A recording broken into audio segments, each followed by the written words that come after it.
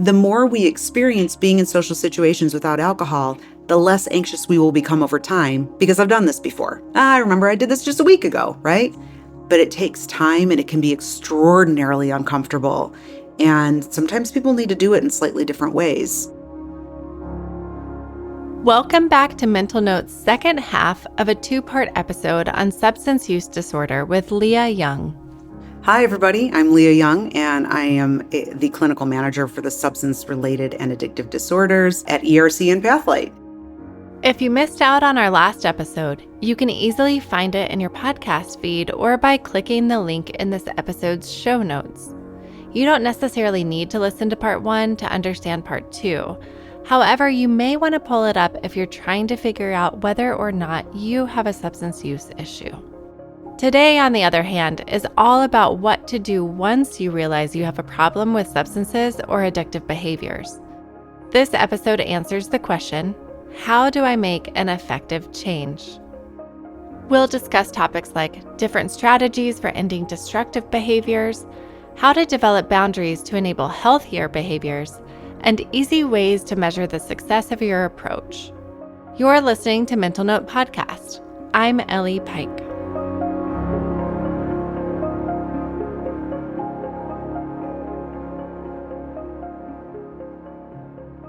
So today we're going to pick up where we left off last time, which was really talking about sober curiosity, right? Like, what if I think I have a problem or I want to explore this, right? Maybe I want to change my behaviors to be a little bit more moderate or try a harm reduction approach and then really gather some data and try to figure out from there, is this working for me or do I need to explore abstinence? And so before we really dive in, I'm wondering if you can even define some of those terms for us. So the key terms being moderation, harm reduction, and abstinence.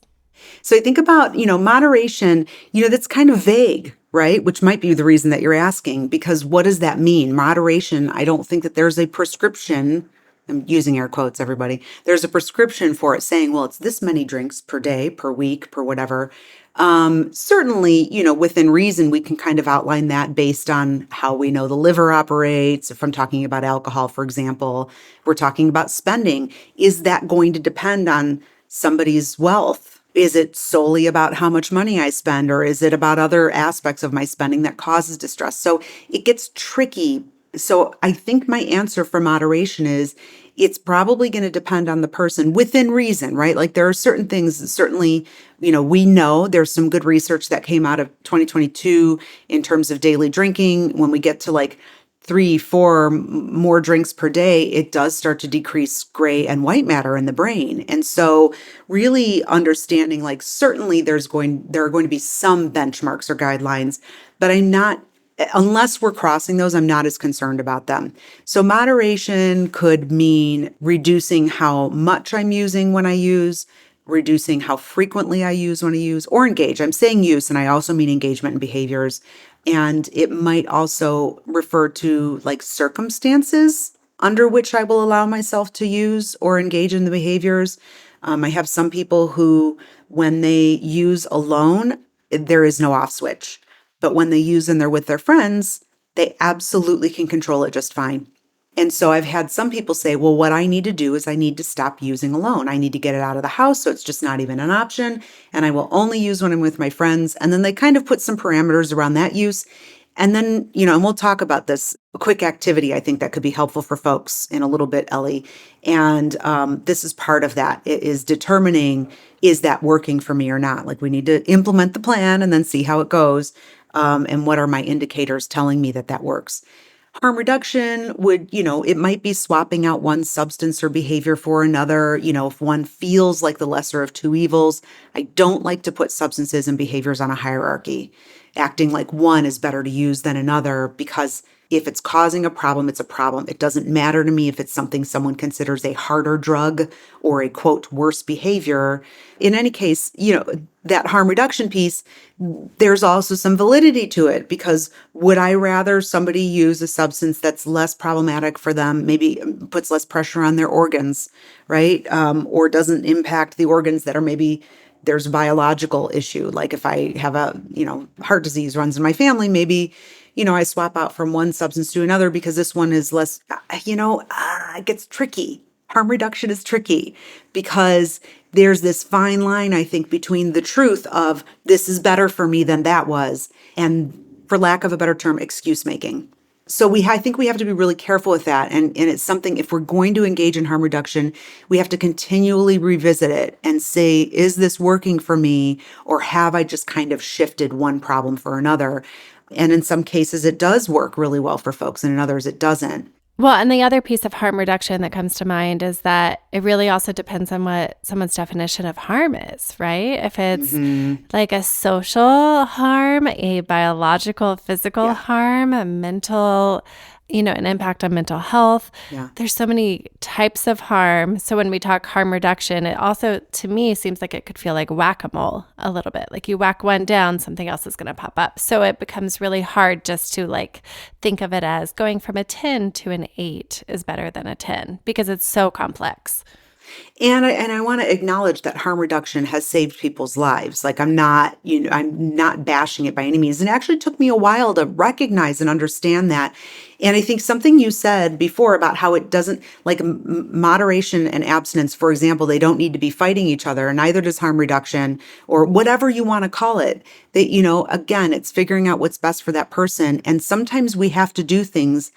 The harm reduction is almost like a baby step kind of thing for a lot of folks. And as long as we're moving in the direction where we're making some changes and we're reducing some of our risk, let's go with that. So hopefully, that helps. Yes. How do you define abstinence? So, I think that that's a very personal thing. I know of people who call themselves sober and they don't use any substances, and it's because they stopped using all of the other substances, but they still use cannabis. You're going to have someone else look at that and say, that's not sobriety. And it isn't. If we're going to be rigorous about the definition of sobriety, right, or abstinence, I'm not using mood altering substances, or I'm not engaging in these behaviors that are potentially problematic for me. However, I also don't want to take away the pride someone might feel for having stopped using other substances or behaviors that were really problematic for them in the future, even if there's been a swap, or even if we're kind of using something else in the meantime. Ultimately, if I'm working with them, would I want to move them away from all of that? Yes. And there's still something to be said for the effort that they've put in thus far. And I don't ever want to discount that. And I'm not here to fight anybody on their version of sobriety. It's what is personal to you. And I respect everybody who walks in the room. I have some people who come in and they say, I'm so-and-so and I'm an alcoholic. And I have other people who don't like that term. I'm not here. Whatever works for you is all that matters to me. And I don't impose my own beliefs on any one person that I'm working with. So if some of you are sitting there listening, being like, Leah, you're giving this answer and this answer and this answer, it's because I feel like we know the dialectic, right? We talk about this a lot at ERC and Pathlight, and then of course at other facilities too, and within other modalities, but it's many things, even though they might feel opposing, can be true at the same time. And so as long as somebody is moving towards change, that's all I care about. So with that said, if someone is trying to approach their next step, right? If something's been a problem, maybe it's engaging in a behavior or using a substance, and they're like, okay, I'm ready for this next step, and I'm trying to discern, do I go this harm reduction route, kind of go for more of a moderation approach, or should I just quit this behavior or substance all in all? Is there any kind of formula or guidance that you can provide us along the way? The activities that I bring into group and into sessions, none of them are rocket science. They're all very straightforward and oftentimes somewhat methodical because, again, I'm a big fan of data collection. What does the information you have at hand tell you about what your needs are right now? And that requires somebody being willing to be honest about how certain things are impacting them, which can be really uncomfortable. But what I do, and this is not mine, right? It's obviously, this is something that people probably just do in general in their regular lives, but this is also something that I just apply here. And a lot of folks do.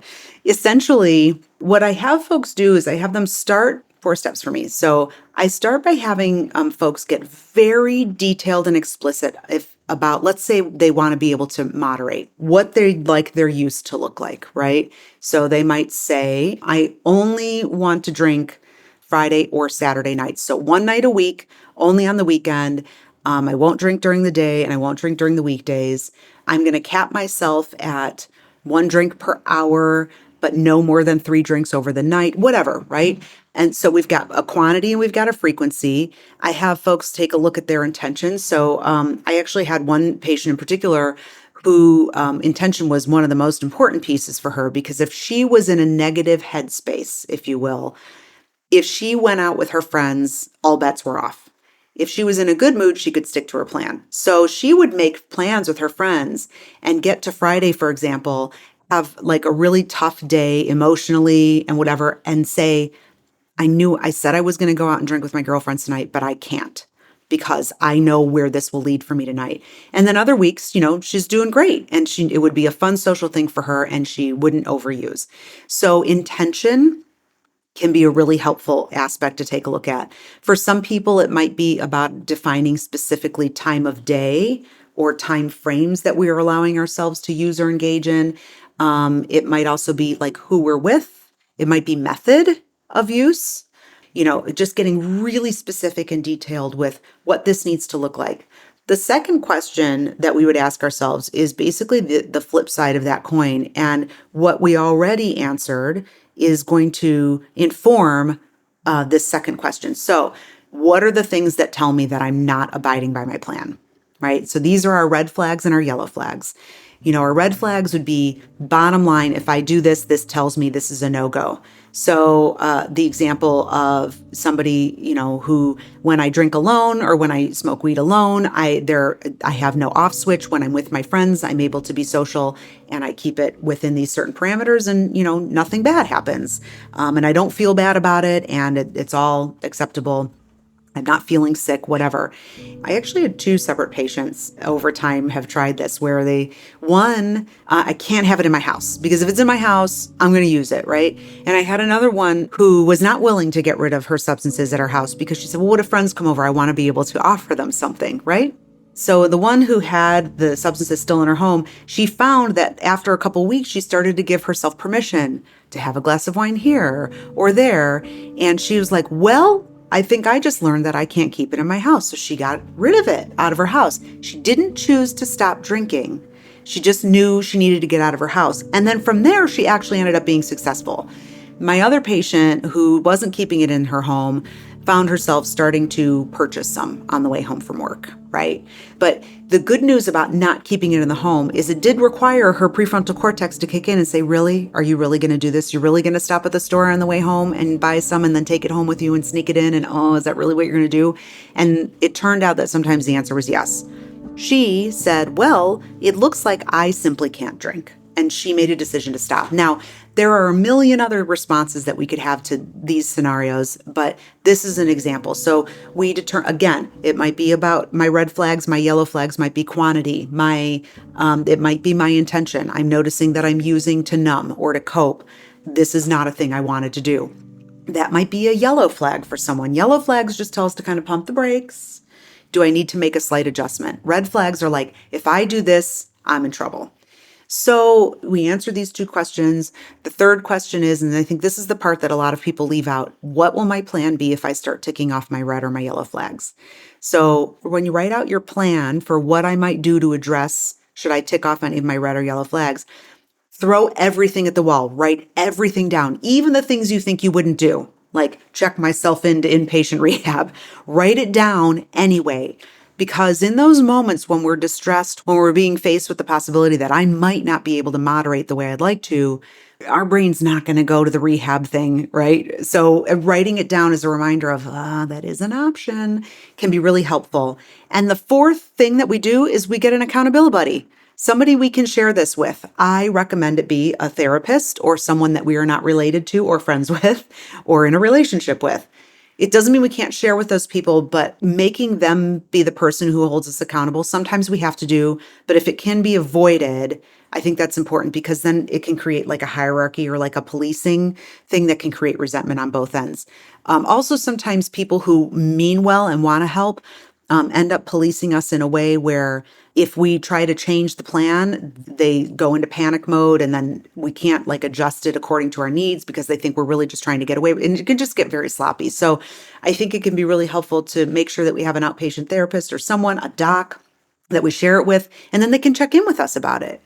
Now we can share this plan, let's say with our partner and say, hey, this is a thing that I'm working on with my therapist and I'm not expecting you to police me, but this is what this is going to look like. Right? So it's not about being secretive. It's about choosing who my accountability buddy is going to be. And that's it. Those are the 4 steps. And I have had so many people who've wanted to moderate leave treatment in a panic because they're like, but what if I can't? What do I do? How am I going to know? And then when they do this activity, they feel more confident in their ability to be able to be honest with themselves. And they feel like, well, I have an idea of what this should look like for me.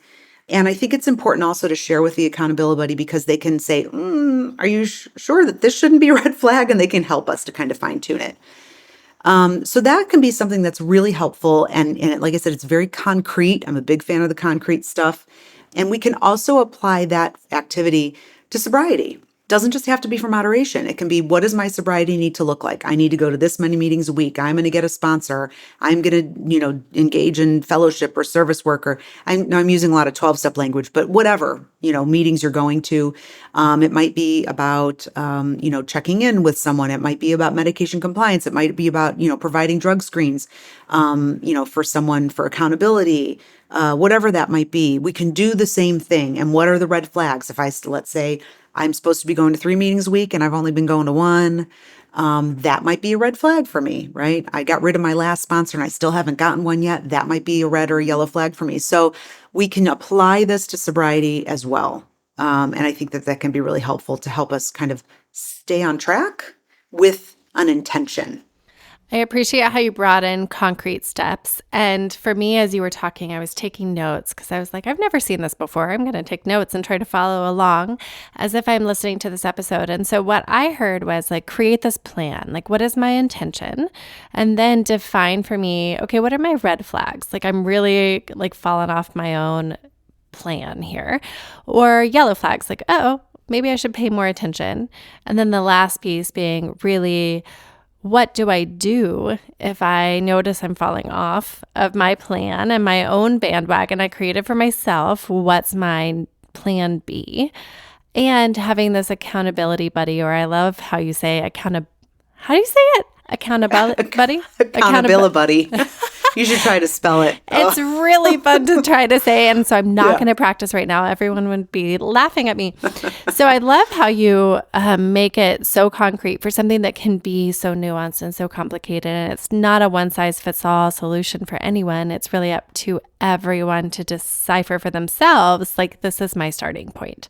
So when we were talking in our last episode, we talked about, mental health issues can drive someone to use behaviors or use substances, right? And then once again, those behaviors or use can impact our mental health.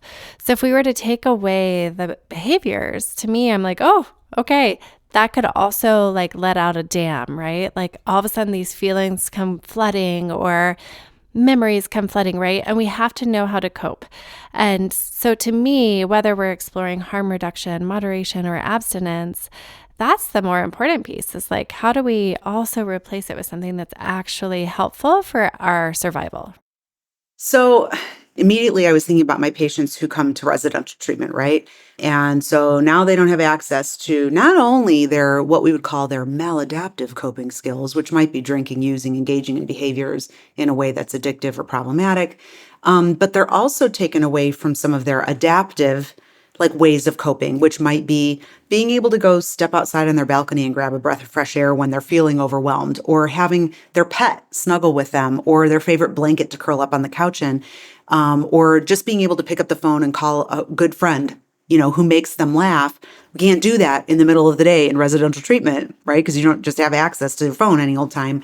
So the coping skills, I think when we're put in a position like that, or we choose to stop using or engaging, or even reduce our use, you're right. A lot of this stuff that we've been suppressing it doesn't go away. I think a lot of people hope that If I had some experience when I was 12 and I experienced grief around it, I start drinking and using, and we hope that if we stop drinking and using at 40, it's just gone. It's resolved itself. And it does, it literally, it's like, hey, remember me? I am still here. And it's not that friendly. And so it can all come back. And then it's, in some cases, it's compounded. So a lot can happen when we stop or reduce use or engagement. And absolutely, it's imperative that we start to build some of those coping skills. And this is where a lot of people struggle initially when making some of these changes, because we might be stopping the engagement or the use, but we haven't yet built up the coping skills. So we're in this like no man's land of feeling all the things and being super aware of all the things and not having a way to manage it. One of the trickiest parts of coping skills is that they're not intended to make us feel better. And I think that this is where folks they struggle, right? Because they're just like, well, I'm using all my coping skills and I don't feel better. And I have to remind them, what you're looking for is the same feeling you got from the substance or the behavior. You are not going to get that in a million years. Nothing will do for you what a substance or an addictive behavior does for you. Nothing. Not all the coping skills piled on top of each other in the world will do for us what a substance or a behavior will initially, right? And so initially, when we're learning our coping skills, they're really just intended to allow us to sit with the discomfort that's coming up and not have our head explode. Many of us are so used to the moment we feel that discomfort, we use something or we engage in some way that alleviates it. So now I'm being forced to sit with it. Coping skills don't make us feel better. And I've had so many patients, like you could practically see the actual light bulb above their head when that happened. They're like, well, I'm using them thinking I'm supposed to feel better. And I'm like, nope, you're just supposed to be able to sit with feeling worse, essentially. And it's not me trying to deflate them. It's me trying to help them manage their expectations. Because if I feel like coping skills aren't working for me because I'm not feeling better, I'm going to throw them out and I'm not going to bother with them. But if I recognize that I have to keep working at this coping skill in order for it to actually start to make a difference in my mood, in my, ability to remain present, then we can come at it from a place of, well, I need to practice this, much like I would have to practice playing Rachmaninoff on the piano if I want to be able to play Rachmaninoff. I imagine there are some people who can do that, but I can't just sit down and do it. I have to practice. So I talk about building coping skills as this, like, it's a little bit like drudgery at first. Like you practice them all the time, even maybe especially when you're not distressed, so that it moves from being a conscious process that I have to think about to being an automatic process that I could do it in my sleep. And what I've found a lot of people recognize over time is that initially coping skills allow them to continue to feel bad without their head exploding. And over time, coping skills start to make them feel better. Okay, so as you're talking, I'm thinking about a practical example. So let's say I am feeling so anxious, it makes me want to jump out of my skin. My chest feels really tight. And I'm like, you know what? I just need a drink before I go into the social situation.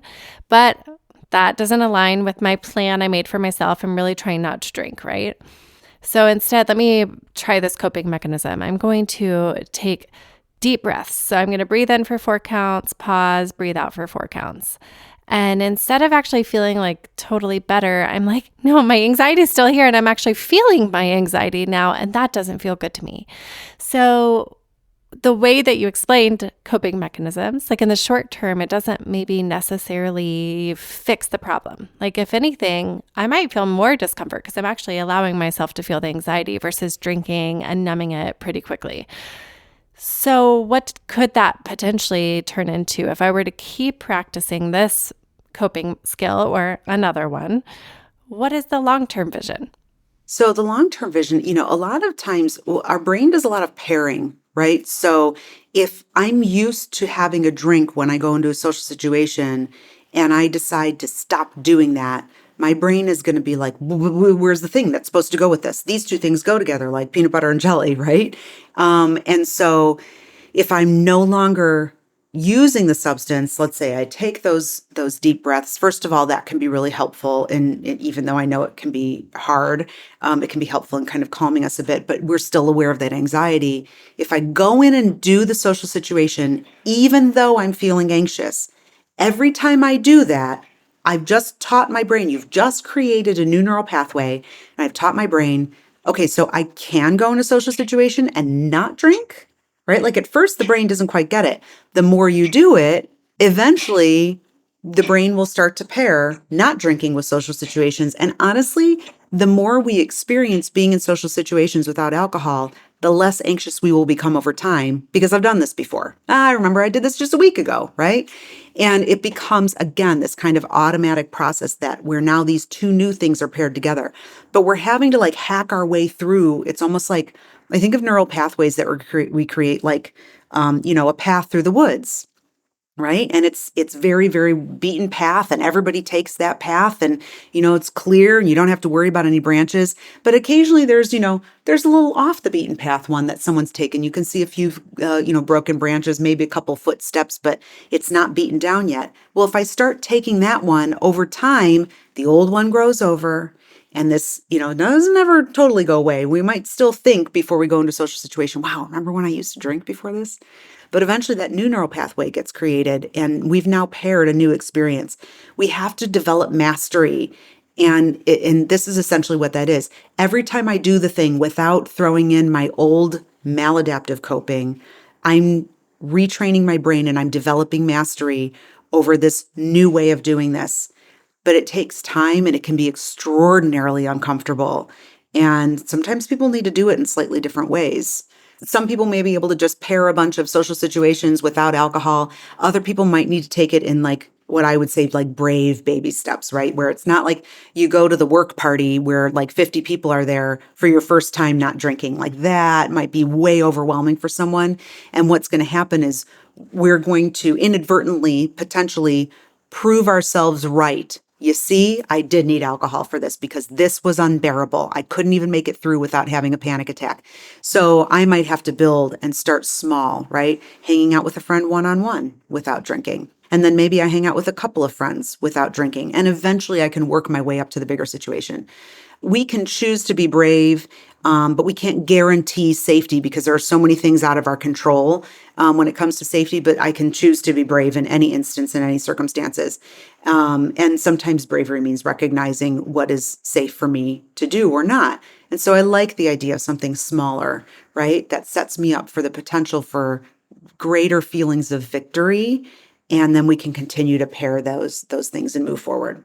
I can kind of liken it in a different way. Like if anyone is familiar with exposure therapy for someone who has a phobia, right? Like everyone talks about, oh, if you have a phobia of spiders, and you kind of have to warm yourself up to like, what does that hierarchy look like, right? Like you're not going to just jump in to a tank full of spiders the same way that you're not going to like drop substances and jump into that giant crowd of people that make you really anxious. Like you're going to do one step at a time. And despite how quote unquote small it might be, you still have to be really brave to take that step and to also teach your brain to be rewired and to create a new pathway. And to me, there's just so much optimism in knowing that our brain can rewire itself. So whether that's like the fear of the spider or learning a new social situation without using a substance, that to me is where I think our brains are amazing, right? Like we call them neuroplastic because they can move and they can grow and they can shift.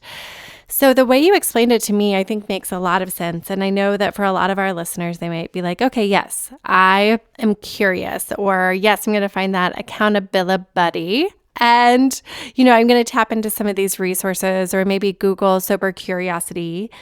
So would you add any practical steps to that, right? Where there's a plethora of resources and everyone can tap into the ones that they need. And we'll be happy to add them to our show notes as well, the wide range of resources people can tap into. But would you want to add anything to that for our listeners who are just curious on next steps? I would also say coping skills are lovely and they're very, very helpful. And I know you asked a question about like, is there research behind it, but actual things we can do in situations to help us feel a little bit more comfortable by, when we're using less or we're not, using at all. And, you know, we could do a whole episode on that. But creating a plan can be really helpful for how am I going to enter a situation without using, whatever that means, right? How am I going to address my sleep issues without substance? How am I going to spend time with my sisters now that I realize I can no longer go shopping with them every time we see each other because I have a spending compulsion, right? I think that having an actual, like a planning ahead for how we're going to decline or say no, or how are we going to, manage some of those conversations, some of those events. There's so many actual things we can do to keep ourselves kind of in line with our plan. And I'm a huge fan of that as well. So I actually did something, I think, with Shannon Kopp several years ago that you can find somewhere on ERC or Pathlight's web pages or YouTube pages or something, in terms of like actual things. I think it had to do with like surviving the holidays being like the winter holidays, that where a lot of people are celebrating a lot of different actual religious holidays, etc. But you can apply them at any time. It doesn't just have to be, for somebody who celebrates Christmas or doesn't celebrate Christmas and hates it, right? There can be, work functions and that kind of thing. And so there's a lot of really good concrete tips out there that I think is a really good resource for folks to explore and look for. So just for clarity for our listeners, I know that you worked in primary substance use, and I'll have you define what that is. And then at Eating Recovery Center in Pathlight, you do treat substance-related disorders along with eating disorders and mental health issues like anxiety, depression, mood anxiety disorders. Would you just briefly explain like the role of what primary substance use is versus secondary and why that might be important? What I find is a lot of patients actually, the primacy of their substance use versus their eating disorder or their mood and anxiety disorder, they kind of vie for primacy, these two things. And so sometimes it's really hard to say that a person is definitively primary this diagnosis versus that. We see a little bit of like, it could be either. I think what we take a look at is what is the most pressing to address in treatment first. And part of what we do here at ERC and Pathlight is we can support that, right?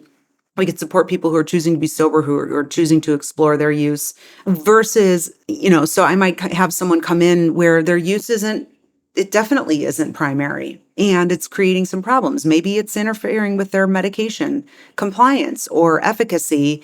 So wanting to get them some education and thinking about whether or not continuing to use is helpful for their mental health is very different from primary substance use, where the substance is identified or the behavior as the problem. And yes, there are co-occurring things happening. I rarely see anything that doesn't co-occur, right? Like we see that for sure with substance use. But I think really understanding that we're there to help people not use and start to create that support system. That's period. That's the primary, what we're looking at in terms of primary substance use.